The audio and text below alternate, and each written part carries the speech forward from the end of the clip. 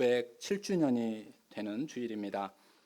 종교개혁은 구교로부터 프로테스탄트, 지금의 개신교를 태어나게 하였습니다. 하지만 처음에는 개신교를 시작하고자 종교개혁을 한 것은 아닙니다. 구교가 타락한 중세교회 캐톨릭이 얼마나 심하였는지 그 가운데에서 신앙생활 하기가 힘들어서 또 하나님의 말씀을 너무나 왜곡시켜서 답답한 마음에 또 하나님의 말씀 가운데 깨닫고 시작된 것이 바로 종교개혁입니다. 흔히 중세 시대를 일컬어서 암흑기라고 합니다. 생각해 보면은 중세 시대에는 황제만큼 교황과 캐톨릭이 커다란 권력을 가지고 있었습니다. 그러니 교회의 타락은 중세를 암흑기로 만들어 버리고만 그러한 주체 세력이었다라는 것을 우리는 동의할 수 있을 것입니다. 초대교회에서 중세교회로 넘어오는 과정 속에 중요한 분수령이 있습니다. 그것은 기원 후 313년에 있었던 밀라노 칙령입니다. 로마에서 콘스탄티누스 황제가 기독교를 이제 공인을 한 그러한 사건입니다. 예전에는 박해를 받았던 종교가 이제는 이 칙령으로 인해서 국가적으로 인정을 받으니 국가의 보호를 받고 또 특혜를 입은 그러한 종교로 이제 입장이 바뀌게 된 것입니다. 이때로부터 교회는 방대하게 커졌고 대사회적인 영향력도 커지게 되면서 교회가 가져가야 하는 신앙의 정체성은 온데간데 없어지고 다만 방대한 교회를 성장시키고 또 그 권력을 유지하기 위하여서 하나님의 말씀을 왜곡시킨 그러한 사건들이 너무나 많이 있었습니다. 그래서 성직을 이렇게 매매하기도 하고 또 거기에서 재산이 많이 불어남으로 인해서 이런 이야기가 있습니다. 예전에는 수도원과 교회가 하나님의 이 모든 것들을 서로 나누고 섬기고 그리고 또 하나님의 일들을 위해서 사용을 하다가 교회가 수도원이 방대해지자 예전에는 바깥에 도둑들이 많이 있었는데 그 안에 도둑들이 많이 생김으로 인하여서 칼을 들고 교회를 지키고 칼을 들고 무기를 들고 수도원을 지켜야만 했다라고 하는 자조 섞인 이러한 표현들이 있게 되었다라는 것입니다. 하지만 교회도 신성 로마 제국의 쇠퇴와 함께 몰락이 시작이 되었습니다. 재정적인 악화가 일어나게 되었습니다. 그래서 교회들은 자기의 거대한 몸짓을 유지하기 위해서 금고를 채우고 또 돈을 끌어모을 수 있는 모든 일을 위해서라면은 하나님의 말씀은 중요하지 않고 순수한 영혼이라도 팔아버리기를 마다하지 않았다라는 것입니다. 그래서 11세기 교황 우르바노 2세가 기독교 성지를 탈환할 목적으로 시작한 십자군 전쟁 때 거기에 참여하여 전사를 한 군인들이나 살아 돌아온 이들의 죄를 면해주는 면죄부를 그리고 또 전쟁 자금으로 기부를 한 사람들에게 이 면죄부를 주었던 것처럼 마틴 루터가 살았던 16세기 교황 율리우스 2세 때에 이제 로마를 새롭게 증축하기 위해서 성 베드로 성당을 건축하면서 필요한 건축 자금을 모으기 위해서 다시 면죄부라고 하는 종교 기획 상품을 판매했다라고 합니다. 당시 도미니크 수도의 수도사였던 요하네스 테첼이라고 하는 그런 사제가 있었는데 이런 이야기를 했습니다. 면죄부를 사기 위해 넣은 당신의 은화가 헌금함 바닥에 떨어져 짤랑거리는 소리가 나는 순간 당신의 죄가 용서받을 뿐만 아니라 연옥에 있던 당신 부모의 영혼까지도 천국으로 향합니다. 이것은 사람들의 약한 고리를 치고 들어가서 이러한 면죄부를 판매한 일이었습니다. 그만큼 얼마나 교회가 타락했는지를 여실히 보여주는 사건이라고 할 수 있겠습니다. 이런 상황에서 마틴 루터 독일 사제는 1517년 10월 31일에 비텐베르그 성문에 면죄부와 연옥에 대한 반박문을, 그러니까 질문을 한 것이죠. 95개조 95개에 해당되는 질문을, 의견서를 제출을 해가지고 대접으로 붙여서 공개 토론을 요구합니다. 그러자 교황 레오 10세는 이 마틴 루터의 95개조 반박문에 하자가 있다, 문제가 있다, 41개의 내용들을 살펴보니까 문제가 있다. 그래서 이 마틴 루터를 파면을 하게 됩니다. 그리고 황제 카를 5세로부터 보름수 제국회의가 열리는 그곳에 출두하여서 이제 신문을 받게 합니다. 그래서 1521년 4월 16일에 황제와 제국 앞에서 이 마틴 루터는 자기의 95개조 이 반박문을 철회할 것을 요구를 받습니다. 그때 루터는 이렇게 이야기합니다. 나의 양심은 하나님 말씀에 붙들려 있습니다. 나의 양심은 하나님 말씀에 붙들려 있습니다. 양심을 거스리는 일은 안전하지도 옳지도 않습니다. 하나님, 나를 도와주십시오. 주여, 나를 일으켜 주옵소서. 이렇게 고백하면서 보름수 회의에서 마틴 루터가 다시 회개를 하고 돌아오기를 요청했던 것을 거부를 하면서 이제 아무도 그를 보호해 주지 않는 그러한 종교 개혁의 길을 마침내 시작을 하게 되었다라고 합니다. 여러분, 마틴 루터가 이 길을 걸어갈 수 있었던 것은 하나님께서 그 안에 심어 놓으신 질문 때문이었습니다. 조금 전에 화면에 나왔지만 어떻게 해야 나의 양심이 죄로 인한 고통으로부터 자유로울 수 있을까? 마틴 루터에게는 이게 커다란 질문이었습니다. 어떻게 해야 나의 양심이 이 죄의식으로부터 해방될 수 있을까?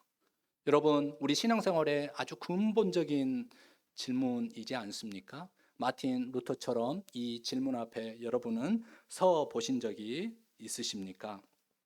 그는 수도원에서 이 질문을 가지고 영적인 불안, 고민 속에서 몸부림치며 자기 자신의 영혼을 붙들고 씨름하였습니다. 그리고 면죄부라고 하는 이슈를 당면하게 되었을 때 그의 신앙은 하나님 앞에서 눈이 열렸습니다. 그리고 하나님의 의를, 믿음이 얼마나 중요한지를 보게 되었습니다. 면죄부의 문제는 그에게 단순한 신앙의 어떠한 갈등의 문제가 아니라 복음의 문제였고 하나님 주권의 문제였기 때문에 결단코 뒤로 물러설 수가 없었다라고 합니다. 여러분, 이런 관점에서 오늘 성경의 욥을 함께 우리가 하나님의 말씀을 통하여서 또 생각해 보고자 합니다. 저는 성경에서 가장 영적인 불안과 고민 속에서 몸부림치며 자신의 영혼을 붙들고 씨름했던 하나님과 씨름했던 사람, 이 사람을 꼽으라고 하면은 욥을 꼽을 수 있겠습니다. 욥도 중세 교회와 맞선 마틴 루터처럼 오히려 마틴 루터가 욥을 직면하면서 중세 교회와 맞닥뜨리며 종교 개혁의 길을 가지 않았을까요? 그래서 종교 개혁가로서 오늘 욥을 함께 소개하고 또 욥의 고민과 욥을 통하여 일어난 새로운 변화에 대하여 함께 말씀을 나누고자 합니다. 욥에게는 세 친구가 있었습니다. 연장자 대만 사람 엘리바스는 하나님을 악한 자를 징계하고 선한 자를 복주시는 의로우신 분으로 욥에게 변론하면서 욥의 고난은 바로 하나님의 징계이다, 이렇게 이야기한 친구였습니다. 욥기 4장 7절 말씀을 보시기 바랍니다. 생각하여 보라, 죄 없이 망한 자가 누구인가? 정직한 자의 끊어짐이 어디 있는가? 다음으로 수아 사람 빌닷입니다. 이 빌닷은 고난이라고 하는 것은 틀림없이 당신 죄 때문입니다, 이렇게 생각하고 욥을 훈계했던 친구였습니다. 욥기 8장 3절에서 4절. 하나님이 어찌 정의를 굽게 하시겠으며 전능하신 이가 어찌 공의를 굽게 하시겠는가? 내 자녀들이 주께 죄를 지었으므로 주께서 그들을 그 죄에 버려 두셨나니. 셋째로 나아마 사람 소발입니다. 소발은 인간의 무지를 강조하며 욥이 자기 자신을 정의롭다라고 이야기하는 것은 하나님 앞에 교만한 일이다. 그러니 그 교만을 회개하십시오라고 이야기했던 친구입니다. 욥기 11장 7절은 이렇게 말씀하고 있습니다. 내가 하나님의 오묘함을 어찌 능히 측량하며 전능자를 어찌 능히 알겠느냐. 이 세 친구는 욥에게 있어서 따뜻한 동행자임에 틀림없습니다. 그러나 욥이 고민하고 몸부림치고 있는 복음의 문제, 의의 문제, 무고하게 고난받은 자기의 상황에 대하여 하나님 앞에 항변하고 싶었던 그의 마음을 헤아리지 못하고 도움이 되지 못하고 오히려 자기 자신이 가지고 있는 신앙관을 가지고 정죄하고 욥을 답답하게 만들었고 억울하게 만들었고 분노만 쌓이게 만들었습니다. 그리고 나중에 등장한 부스 사람 엘리후도 고난이 가져다주는 지혜가 있지 아니하냐, 고난을 통해서 당신에게 어떠한 유익이 있지 않느냐라고 교육적 의미를 말하지만 지금 고통스럽고 답답하고 이 억울한 문제를 해결하지 못하는 욥의 마음을 헤아리지 못하고 오히려 신앙의 문제를 가지고 고통스럽게 욥을 비난하고 또 정죄했습니다. 그리고 마침내 이러한 영혼의 갈등 속에서 친구들과 치열하고 지루한 논쟁을 치르고 있는 욥에게 마침내 누가 나타나셨습니까? 폭풍 가운데에서 하나님께서 나타나십니다. 하나님은 폭풍이 몰아치듯이 매섭게 욥에게 이야기합니다. 땅에 기초를 놓은 사람이 누구냐? 이 거대한 네가 없었을 때, 내가 존재하지 않을 때 이 땅의 기초를 놓고 또 이 자연 만물의 이 모든 자연 이치를 주관하시는 분이 누구냐라고 말씀하시며 이 모든 것을 깨닫지 못한 욥에게 무지한 말로 생각을 어둡게 하는 자가 누구냐라고 욥에게 묻습니다. 욥은 하나님의 놀라운 지혜를 듣고 마침내 자신의 무지와 오만을 고백합니다. 우리 다 함께 욥기 42장 2절과 3절 말씀을 다시 한번 읽어 보시겠습니다. 주께서는 못하실 일이 없사오며 무슨 계획이든지 못 이루실 것이 없는 줄 아오니 무지한 말로 이치를 가리는 자가 누구니까? 나는 깨달지도 못한 일을 말하였고 스스로 알 수도 없고 헤아리기도 어려운 일을 말하였나이다. 하나님, 지금까지 잘 알지 못하면서 마치 아는 것처럼 모든 것을 다 헤아린 것처럼 함부로 말하였습니다. 그러면서 욥이 하는 말이 5절에 주님 앞에서 이렇게 고백합니다. 내가 주께 대하여 귀로 듣기만 하였사오나 이제는 눈으로 주를 배움나이다. 우리 다시 한번 이 말씀 함께 읽어보시겠습니다. 내가 주께 대하여 귀로 듣기만 하였사오나 이제는 눈으로 주를 배움나이다. 내가 주께 대하여 귀로 듣기만 하였사오나, 이스라엘 백성들은 성경을 가지고 있지 않았습니다. 그들은 윗세대를 통하여 말로, 구전으로 하나님의 율법과 계명을 들을 수만 있었습니다. 또 중세 교회에도 성경이 보급되지 않았습니다. 성경을 읽으려고 하면은 라틴어를 배워야만 했기 때문에 성경 읽을 능력이 없으면, 언어 능력이 없으면 성경을 가지고 또 해석을 할 수가 없었던 것입니다. 그래서 누구나 볼 수 있는 번역 성경이 만들어져 원하면 누구라도 성경을 볼 수 있도록 종교 개혁가들은 성경을 번역을 했습니다. 이는 하지만 우리가 오늘날 이 성경을 가지고 있다. 여러분 성경 읽으시죠? 일독을 하시고 또 성경 필사를 하십니다. 그렇지만 이는 하나님에 대하여 배우는 학습의 과정이다라는 것입니다. 그것을 읽는다고 하나님을 만날 수 있는 기회는 열리는 것이지만 그것을 읽는다고, 그것을 쓴다고 내가 하나님을 만났다라고 이야기하기 곤란하다라는 것입니다. 하나님을 만나는 학습의 과정으로 필요한 것이지 하나님 체험이라고는 할 수 없다라는 것입니다. 이렇게 귀로 듣는다는 것은 하나님에 대하여, 하나님에 관하여 알아가는 것입니다. 하지만 하나님에 대하여, 하나님에 관하여 아는 것이 하나님을 안다라고 이야기할 수 없다라는 것입니다. 욥은 자신의 고통의 문제 속에서 새 친구의 충고와 또 신학적인 조언이 전혀 위로가 되지 않았습니다. 오히려 욥은 새 친구의 조언과 충고 속에 담긴 고난은 틀림없이 죄 때문이고 악인은 징계를 받을 수밖에 없다라고 하는 이 신학적 신앙관 그리고 이 교리 속에서 그 이야기를 듣자 마음이 탁 막혔다라는 것입니다. 위로한다고 이러한 신앙관을 가지고 신앙적 조언을 했는데 위로가 되지 못했다라는 것입니다. 오히려 그 말로 인하여서 하나님 앞에서 이 고난의 문제를 나는 지금 해결하지 못하고 답답해 죽을 것만 같아서 그래서 하나님을 찾는데 하나님 보이지 아니하시고 앞뒤 옆 좌우에 보이지 아니하시고 오히려 이 어두움과 이 두려움 때문에 내가 힘든 것, 고통스러운 것이 아니라 하나님을 찾지 못하여서 두렵고 고통스럽다라고 하는 그 욥의 고백이 바로 그 말 때문에 고통을 당하는 자기 자신 욥의 상황을 일러주고 있다라는 것입니다. 이러한 그의 고립과 억울함은 그래서 계속해서 하나님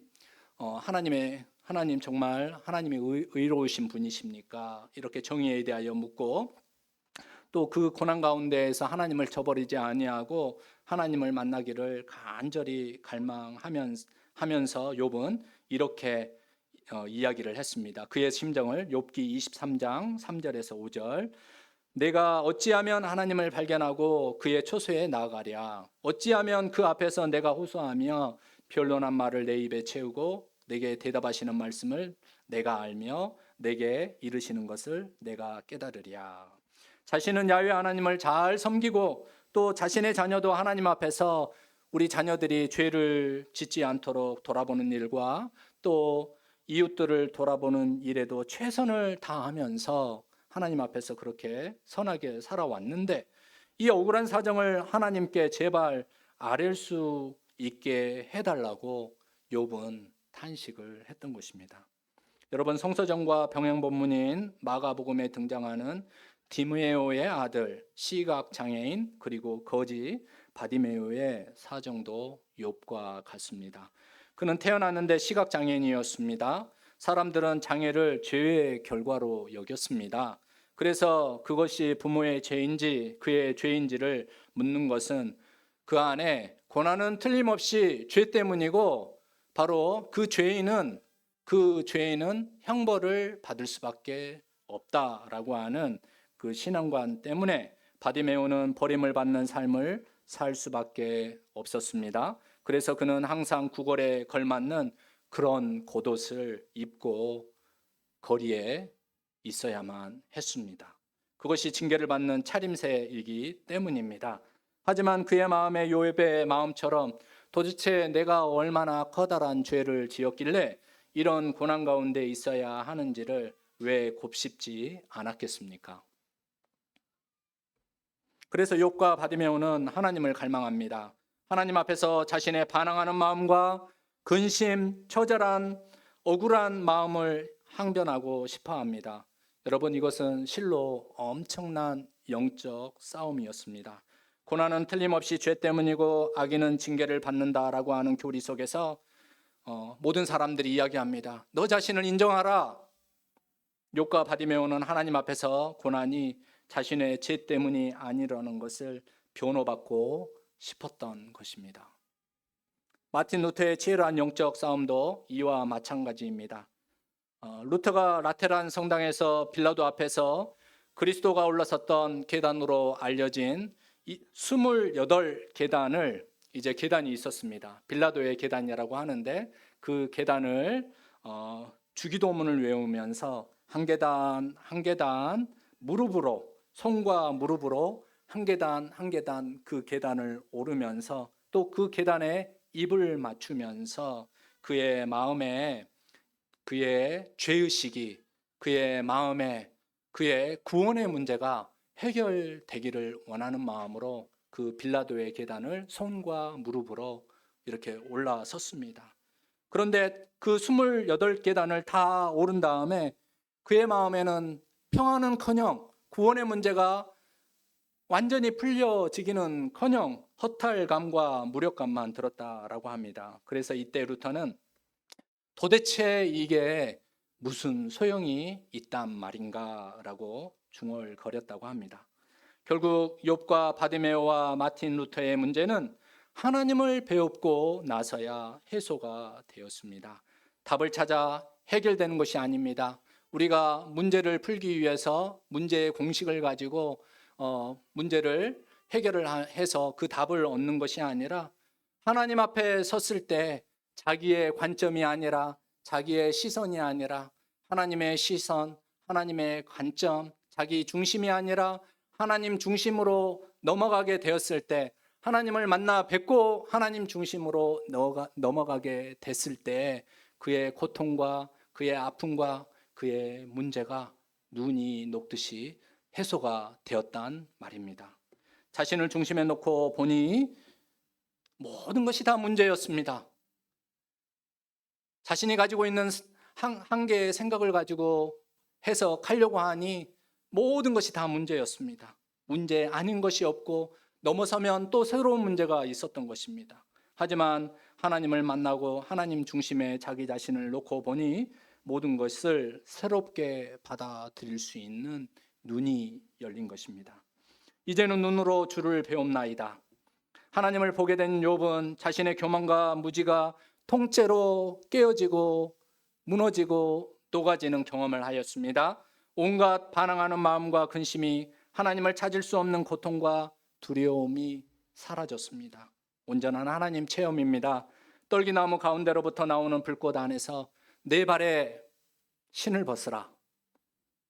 이 말씀을 들은 호렙산의 모세의 체험이기도 합니다. 하나님에 대하여 듣고 아는 것과 하나님을 만나는 것과는 하늘과 땅의 차이가 있습니다.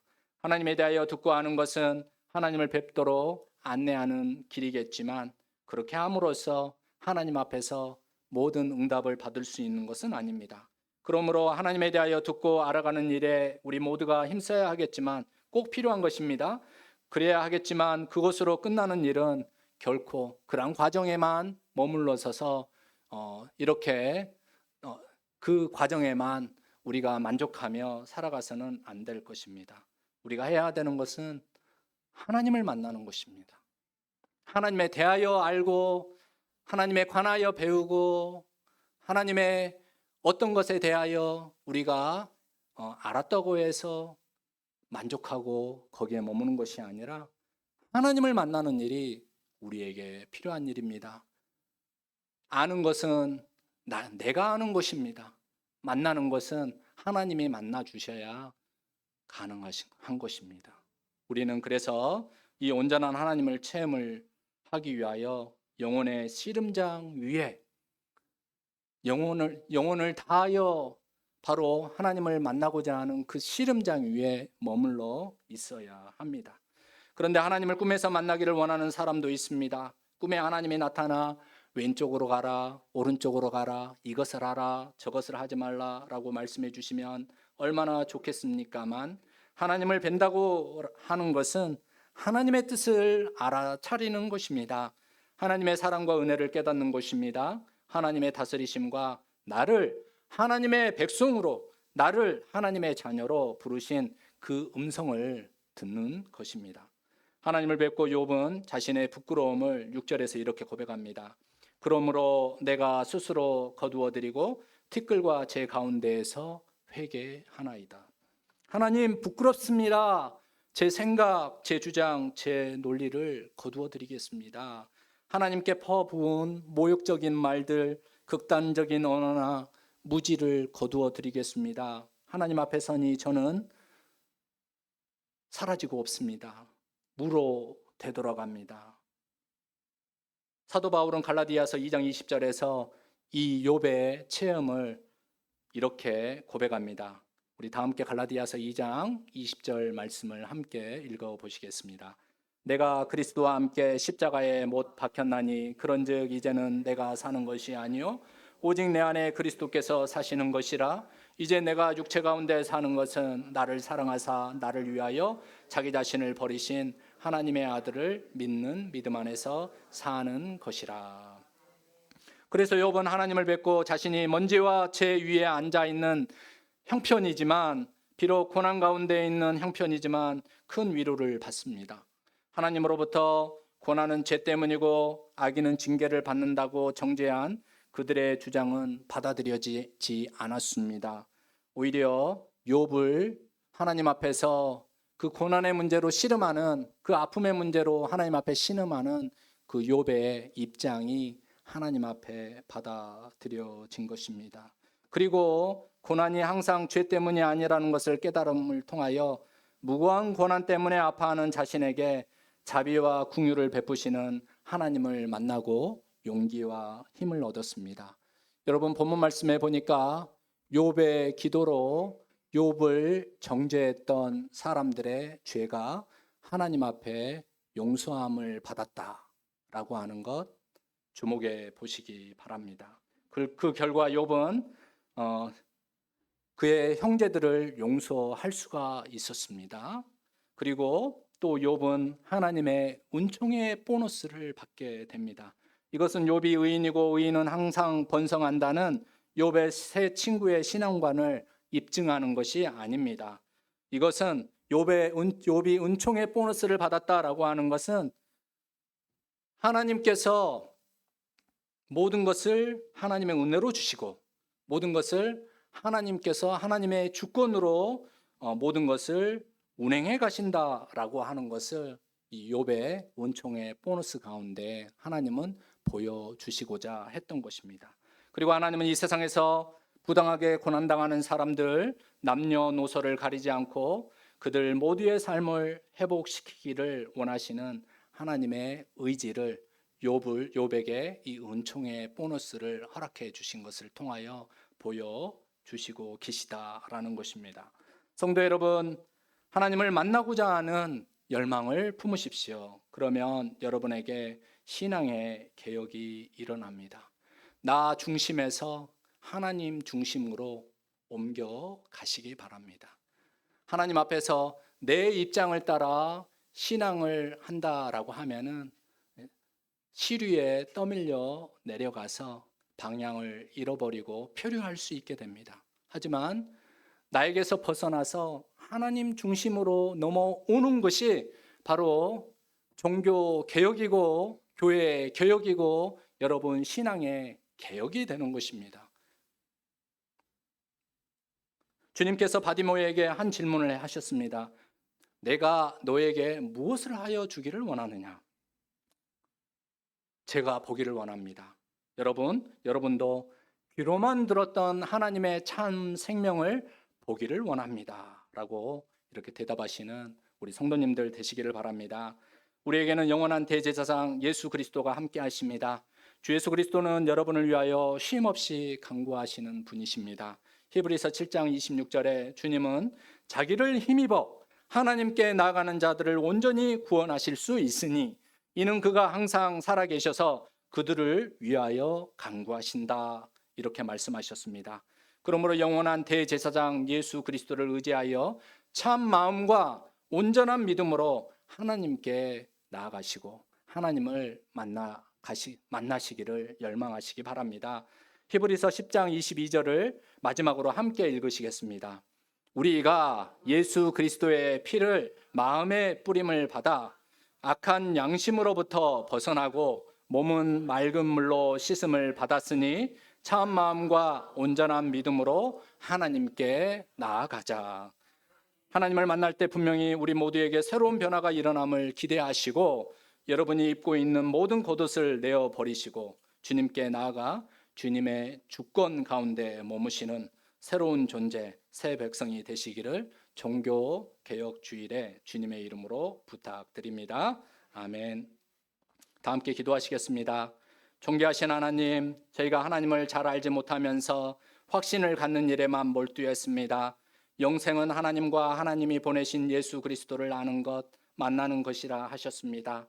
하나님을 뵙고 더욱 믿음과 사랑이 깊어지고 커지게 하여 주옵소서.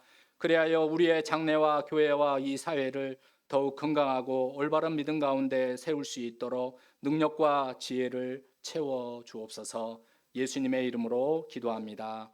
아멘. 다 함께 찬송가 540장 하나님께 찬양 드리겠습니다.